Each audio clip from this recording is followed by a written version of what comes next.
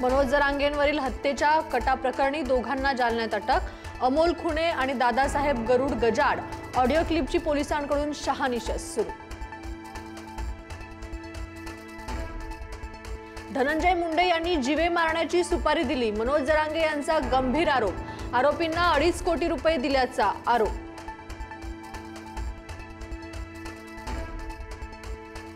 जरांगेंच्या आरोपांनंतर धनंजय मुंडे पत्रकार परिषद घेणार। थोड्याच वेळात धनंजय मुंडे माध्यमांशी संवाद साधणार।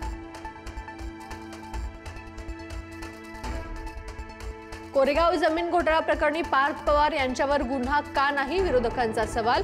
दिग्विजय पाटील, शीतल तेजवानींवर गुन्हा दाखल।